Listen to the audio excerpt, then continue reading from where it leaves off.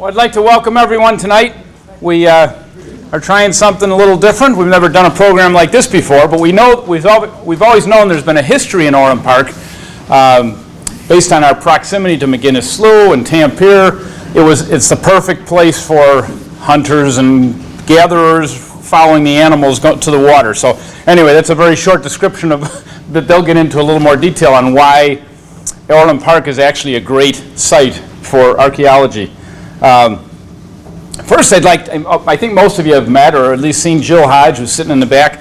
Jill did a great job putting this event together tonight. I'd like to thank her. I will mention, take the opportunity to put a little plug in. Jill and I are also working on collecting Orland Park history, so if anybody has any old photos or items that are just collecting dust and you want to give them to us, we're gradually working towards an Orland Park museum. So I just wanted to mention that.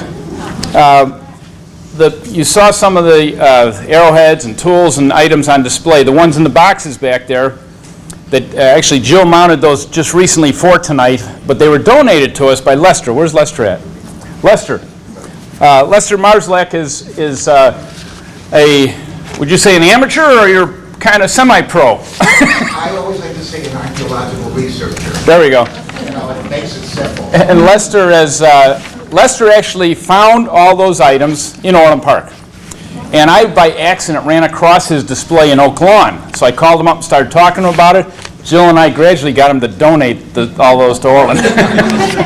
So I really appreciate you donating that, because, again, once we start an Orland Park museum, I mean, nothing better than starting out with the very distant past. So I'd like to ask Lester if you come up, just say a few words about maybe some of the digs you've been on in Orland. And Good to see you. I'll keep it short. Okay, first of all, I'd like to say thank you, everybody, for showing up. And I'd like to thank Dan, because he has a passion that we need to get these historical things saved and preserved and looked at. I always tell everybody, this isn't the Antiques Roadshow. This is the real McCoy. I was originally invited out here by Durst Anderson in 1983 to do a survey of the Andrew Corporation. And kind of the survey's been going on ever since. Right now you're sitting on the headwaters of Marley Creek, which hooks into Hickory Creek, which hooks into the Des Plaines, which hooks into the Illinois, and then boom, you get, the Mississippi River. So this was a major travel spot for most of the Native American Indians. I always tell everybody that this area is an archaeological gold mine.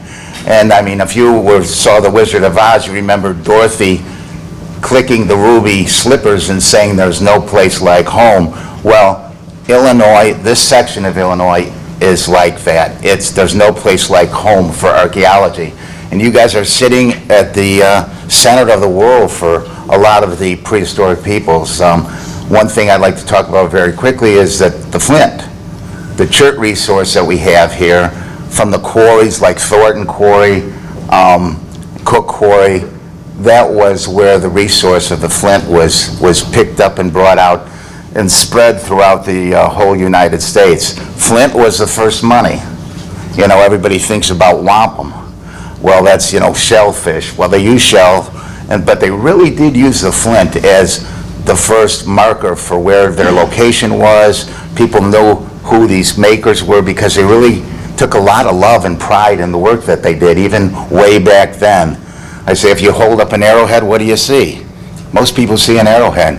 I see a jet plane. I see a rocket ship. One idea builds on top of another, and this happens again and again in archaeology. A bird's nest, that's where all of our pottery came from, where all of our baskets came from. A fish hook, that was from a piece of a flint knife that developed a little hole in the middle, and all of a sudden on the side and started turning into a hook. You can see how it evolves into a hook. But to make it short and sweet, like I say, it was great to be able to get out here and donate this stuff.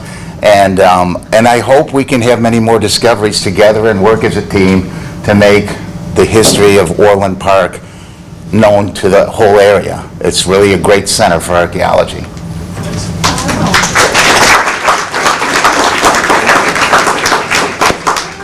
Thanks, Lester. And we expect we'll see Lester a lot out here now that we're trying to get into this a little more. Rochelle Lurie is a professional archaeologist who puts on educational programs all over, coordinates digs. We've had conversations over the last couple of years about getting started on this. It just took a little while, but I'm very glad to have this first night.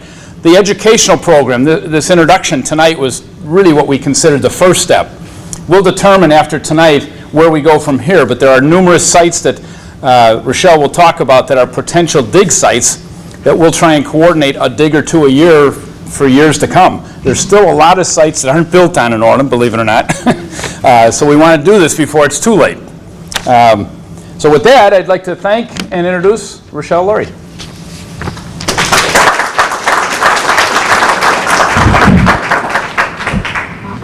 All right, whoops. There we go. My name is Rochelle Lurie. I am the president of a company called Midwest Archaeological Research Services. My company is what we call a cultural resource management company.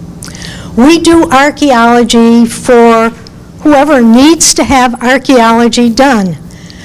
Fortunately, there are federal and state laws that require developers, that require public lands to do archaeological surveys before they develop an area. Just the way they do biological surveys for endangered species of plants and animals, they also have to do surveys for archaeological remains, because once you disturb them, they're gone forever. You can never put them back. So in fact, they are endangered. To give you a little preview, there are 103 recorded sites within Orland Park itself. Of those 103, there are only 30 that have not been completely destroyed by development. So, what I'm going to do this evening is in two parts. First, what I'm going to do is just give you a quick overview of how archaeologists find sites, how they test sites to see if they are significant sites or not, and then to give you a quick overview of the Native American history of this area, starting at about 10,000 years ago, and then working up all the way into the historic period, where we have endangered sites like early motels, early gas stations that are disappearing or gone, and yet represent an important time in our history. After that, we're going to have a little intermission. We can take a look at some of the materials that out and back that Lester has donated, some things that I've brought in, and then afterwards come back and talk specifically about Orland Park and the potential of doing archaeology here in Orland Park. And since there hasn't really been a whole lot of in-depth work done in Orland Park, I'm going to talk a little bit about 3 sites in the vicinity of Orland Park that we've done some studying on. So with that, let's see if I can get this thing going. Okay, now, for you guys out in front here, this is a slide particularly for you. Now, archaeologists study human beings that lived a long time ago. Cavemen that lived in Europe, American Indians, pioneer settlers, but the one thing we don't study is dinosaurs, okay? Because dinosaurs lived a very long time before there were any people living here. And so we have actually no dinosaurs in this area, and if we did, the people who study them are called paleontologists. So if you were expecting to hear about dinosaurs, I'm sorry to disappoint you, but no dinosaurs. Okay, now, most people think that archaeologists work in foreign countries. They work in Egypt, they work in Mexico, in China, in Africa. All of that is true, but some of us actually do archaeology in the United States, and in fact, right here in Illinois. And if you take a look at this slide, you will see Orland Park. Next to Orland Park is Oak Forest, and I'm going to be talking a little bit about two sites in Oak Forest and New Lenox, which is a little bit to the south in Will County. That includes another really important site where archaeologists have actually done a lot of work.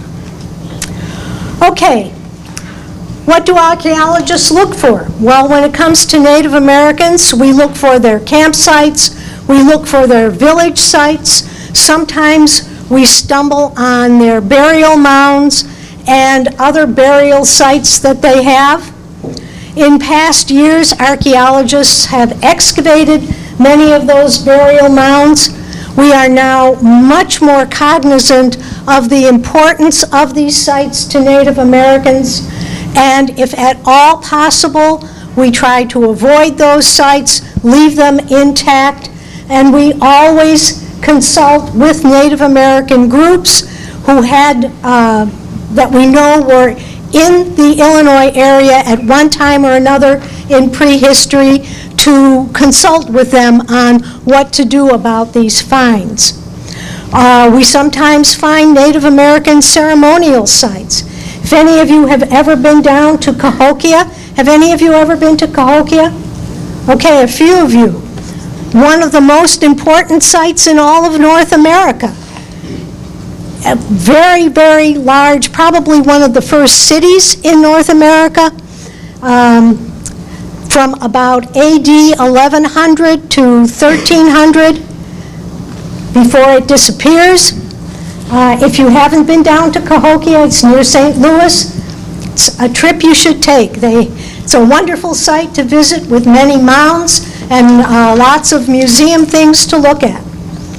Okay, we also look for historic sites like historic towns and cemeteries, old farmsteads, old schoolhouses, and there are many, many of these in Illinois and right here in northern Illinois. A lot of them have been excavated and recorded, and if any of you are interested, I can tell you where to get more literature on them.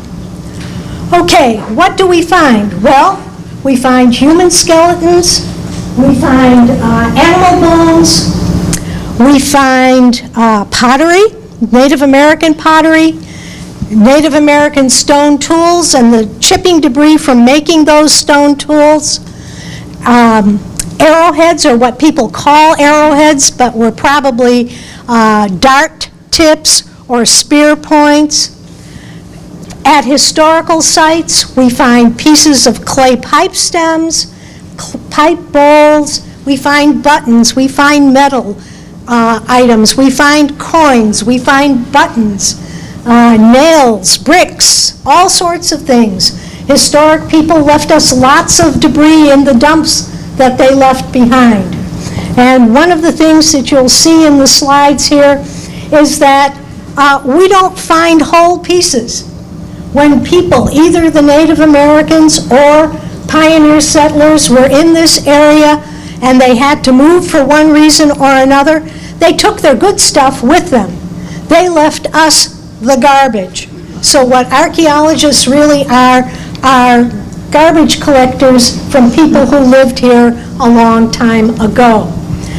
Not only do we mine artifact dumps, but we also collect a lot of historic information. And I have to applaud the mayor and people here in Orland Park for realizing that collecting history is extremely important. A lot of history books don't really talk very much about everyday life. They talk about the famous people, but they don't talk about the everyday family who lived on these farmsteads and so forth, and don't record very much about everyday life. Archaeologists try to fill that hole, but there's probably a lot of histories in local journals that can be culled for information. Okay. How do we find archaeological sites? Well, basically there are two ways to find archaeological sites. One way is to simply walk along plowed fields. When the plow comes along and turns up the ground, it turns up artifacts that have been buried.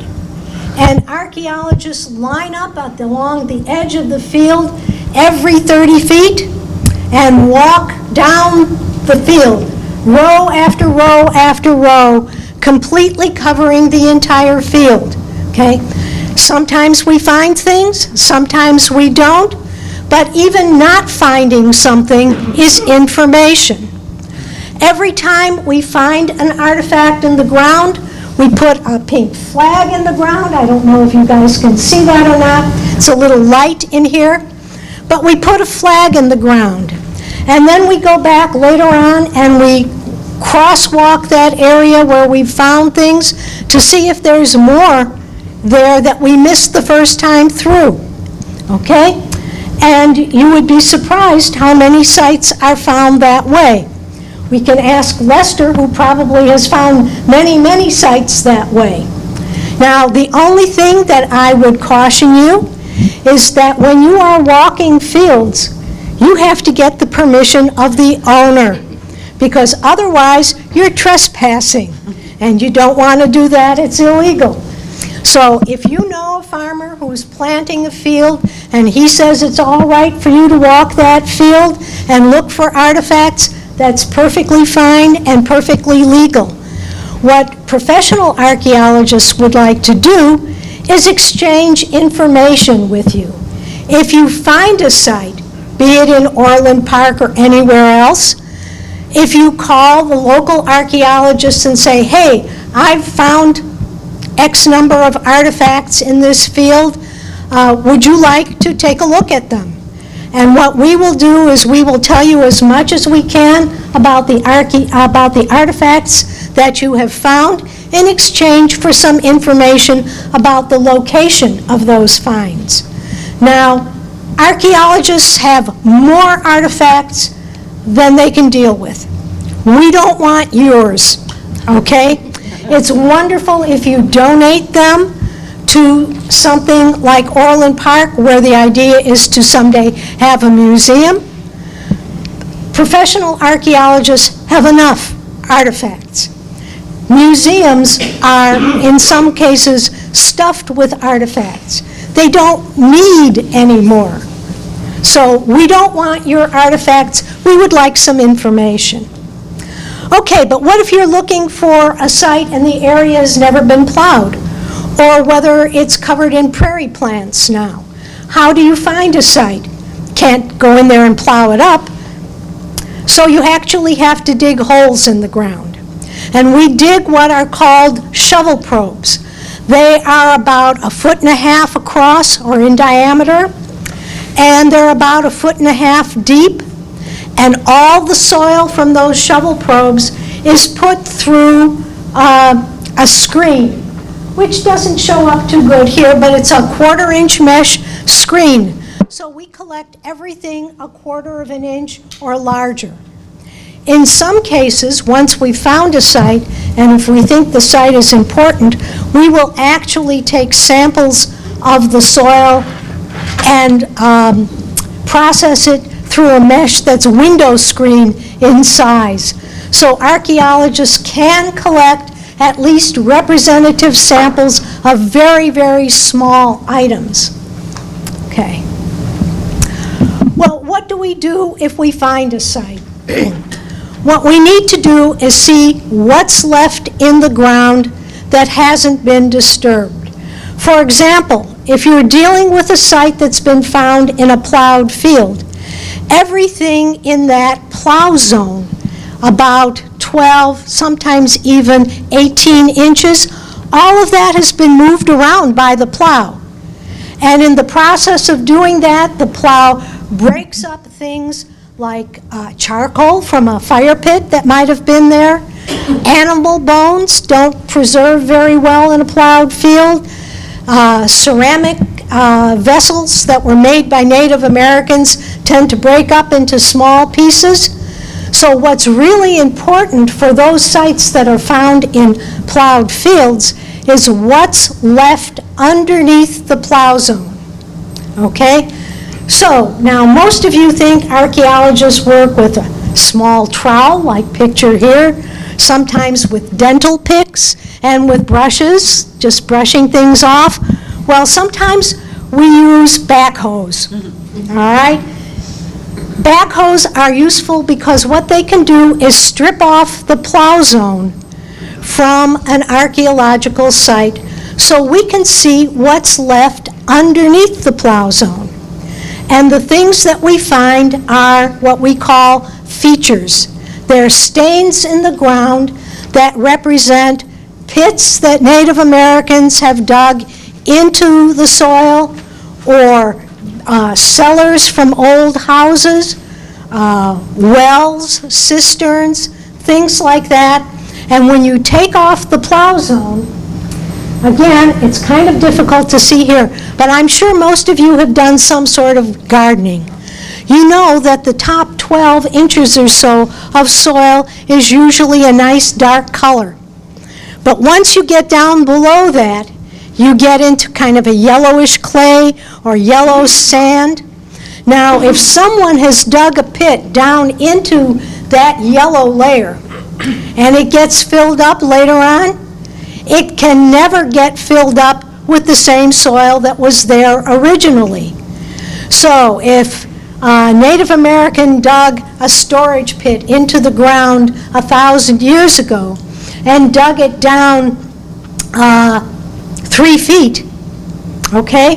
The plow zone may have disturbed the top foot, but there may still be 2 feet left in the ground, and you can see a dark stain where that pit was excavated and know that there's something there below the plow zone that's still intact.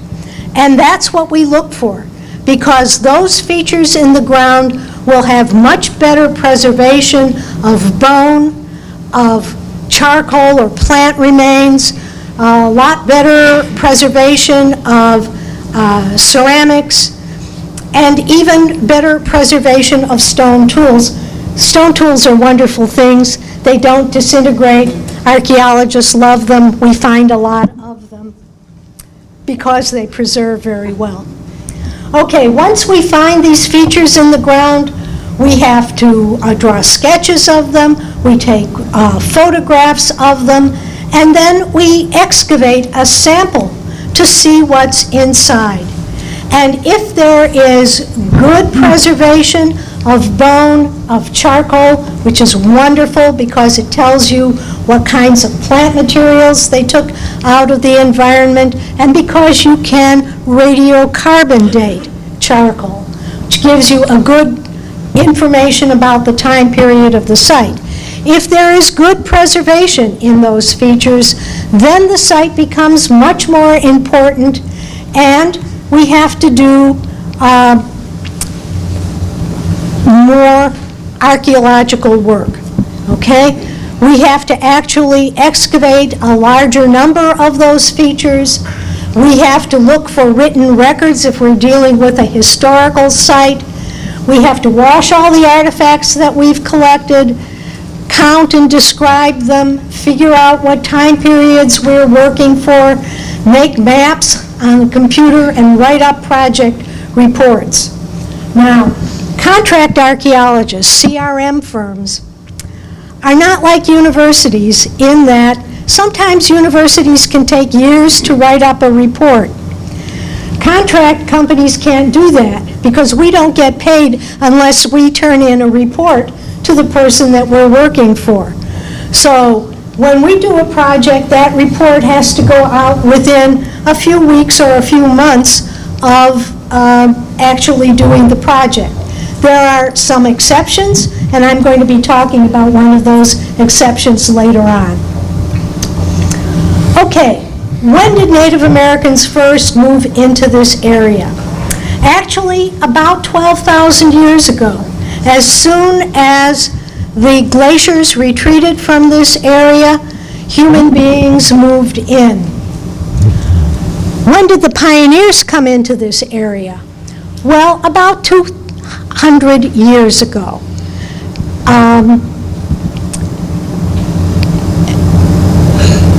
After 1760, to be more exact, when Marquette and Joliet came into this area, we begin to have written records. But before that time, we do get sites where there are no written records about them, but we do find European trade goods, okay, that came in from other Native Americans who lived further to the east and came in contact with Europeans earlier. And those kinds of sites we call proto-historic sites. And they're really very important sites because it's a time period when Native Americans were moving back and forth in this area in particular. They were being forced by other Native Americans further out east who were looking for more hunting grounds. There were more fighting in between people who lived in this area, and of course, fighting with the Europeans who came in. So these proto-historic sites are very important in terms of telling us who the Native Americans were who actually lived in this area. Okay, the first people who moved into this area, our archaeologists call Paleoindians, or Old Indians. They were basically hunters and gatherers who lived here from about 12,000 years ago to 9,000 years ago. They made particular kinds of spear points called Clovis points or fluted points, and we have examples on the back table. They are very, very diagnostic. Let's see. Here's an example, and a big flake was taken off the bottom. That's what was called the flute, and we find many of these in plowed fields, but there are very few actual Paleo-Indian sites that have been excavated in northern Illinois. There's one up in Barrington, Illinois, but the problem with these Paleo-Indian sites is they are mostly all within the plow zone. There are very few where there are pits dug into the ground that were dug deep enough so that they have not been completely destroyed by the plow. Well, what did they hunt? Well, they hunted sometimes mammoths, mastodons, elk, reindeer, the kinds of animals that would live in this area as soon as the ice retreated. Now, there is some discussion about whether these Paleo-Indians actually went after these large mastodons or mammoths,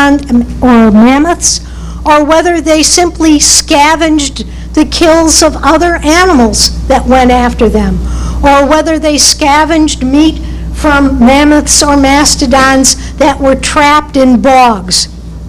So there's not a whole lot of evidence from our area that they actually hunted these animals. There's a lot more evidence for this type of activity further out west. But we do have mammoth and mastodon bones that we know have been cut up with stone tools. Whether this says they were actually hunted or just scavenged, we actually don't know. But in addition to these animals, the Paleo-Indians also collected berries and other plant foods wherever they could find them. You have to remember that the climate here was very cold. It was actually more like a steppe environment, like they have in some parts of Russia and Mongolia today, than the deciduous forests that we have now. So the kinds of plant materials that they could actually use was limited. They had mosses and lichens and some berries, but none of the nuts and seeds and things of that sort, or root crops that we think of as plant foods. Okay. Starting at about 9,000 years ago until about 3,500 years ago, the people who lived here we call archaic peoples. Now that's a long time between 3,500 years ago and 9,000 years ago. And during that long period of time, there were a lot of changes that occurred, primarily because the environment changed. Instead of having coniferous forests the way you would have in a steppe environment, it got warmer here. And those trees were supplanted by deciduous trees and understory trees that provided a lot more in the way of plant materials that human beings could actually use. The large animals like the mammoths and the mastodons became extinct, so they couldn't be hunted or even scavenged. Instead, the major animal that was hunted was the deer, and then smaller animals, and they were hunted with different kinds of tools. Spears were replaced by darts. People lived in smaller territories. If you are going to go after reindeer or herd animals, you have to move like the herds do. But if you're going after something like deer, you can live in a smaller territory.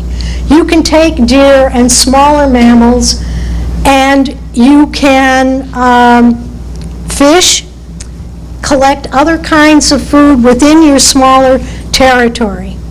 As I said, they collected more types of plant food. Population increased over this long period of time, and campsites became bigger. And life became more complicated. With increased population, you know that if you live out in the wilderness and you're the only one around, you don't have to make a lot of social rules. You're not encountering a lot of other people.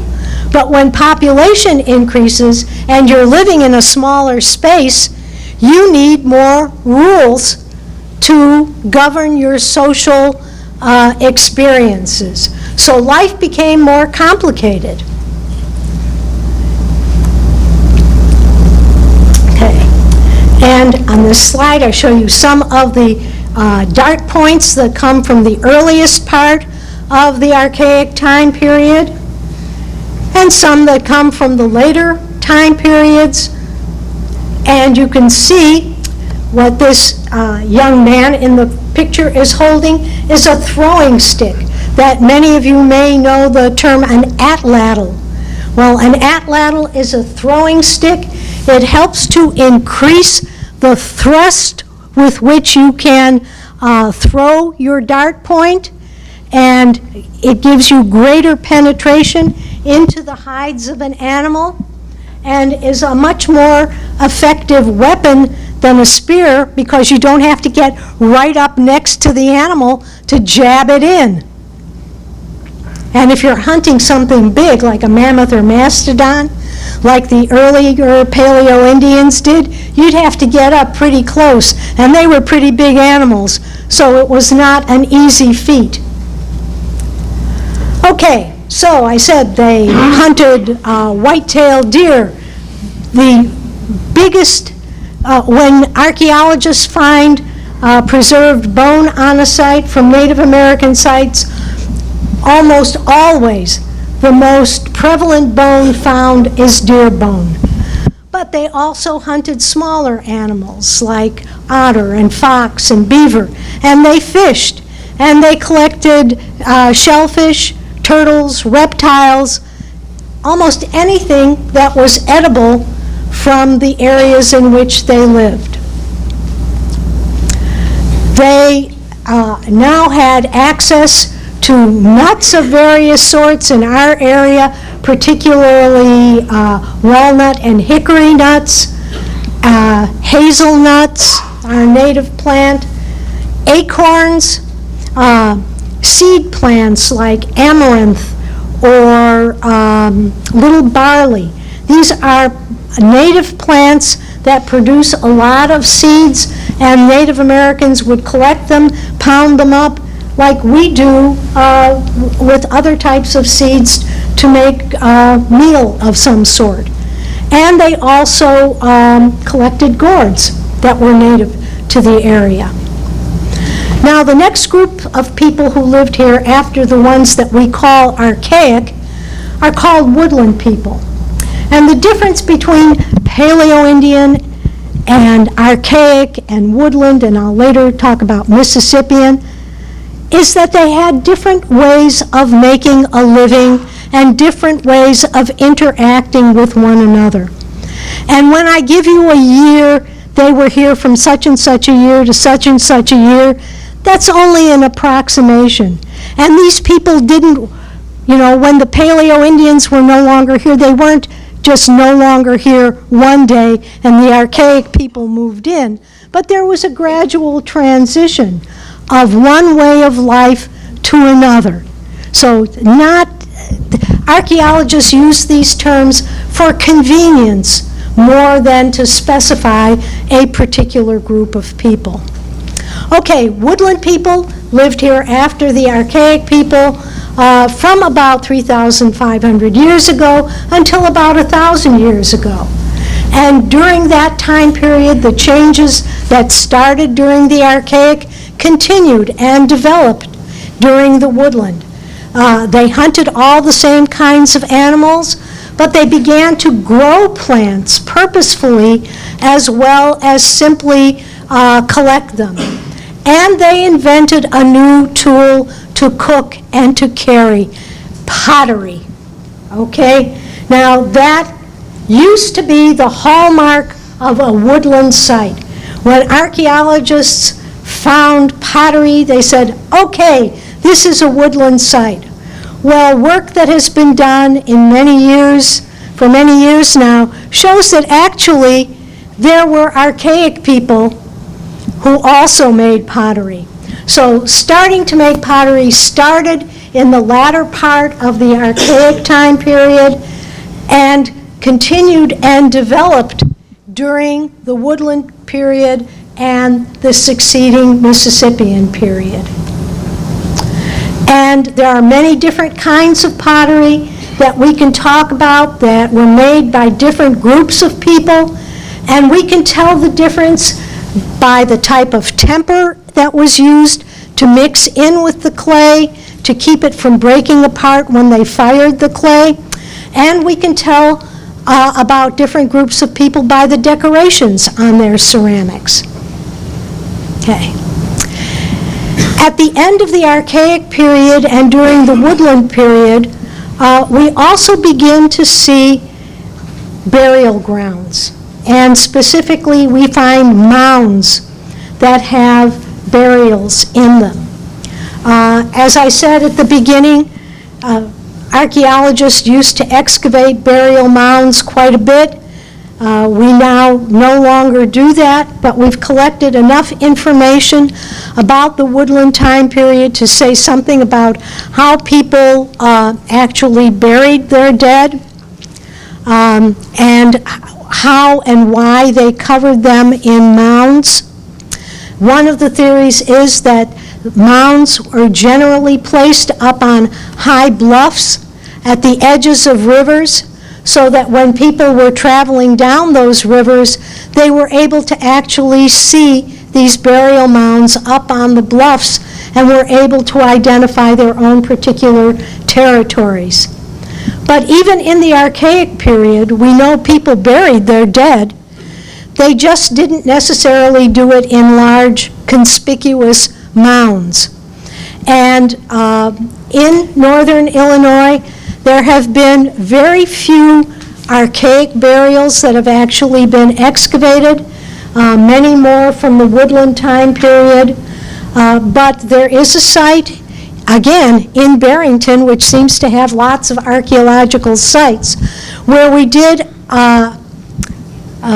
excavate some burials that were 5,000 years old. And it was very unusual because they were actually in a plowed field, and the burial pits were not completely disturbed. So that was really quite an exciting find. Now, during the Woodland time period, we also get the first appearance of these small little triangular real arrow points. So in the latter part of the Woodland time period, people were no longer using just the atlatl and darts, but actual bow and arrow, as you can see here. Now, after the Woodland people were here, and in our area, Woodland people probably lived their same kind of life up until the time when pioneers came into the area. But in southern Illinois, and in some areas along major rivers, people became even more complicated. Their lives became even more complicated because their populations increased, and they started planting corn, squash, and beans. This trio of plant foods allowed them to store foods for over the winter and to feed a larger population, freeing up some people from actually hunting or gathering food to becoming trade specialists, to making particularly, fancy stone tools, specialize in making particular kinds of pottery, copper ornaments, shell ornaments that were used to decorate important people within the community. And as I said before, the most important Mississippian site is the site of Cahokia. It's down near Edwardsville, and something really worth seeing. At one time, it contained hundreds of mounds, not just for burying the dead, but as platforms for important structures. It had a big open space for ceremonies in the center of the site, mounds around the edge. Now, I know most of you have heard about Stonehenge, but at Cahokia, they had a wood henge. So they didn't make them out of stone, but probably an astronomical feature that was made out of wood instead of stone. They have a very wonderful museum there, definitely worth a trip.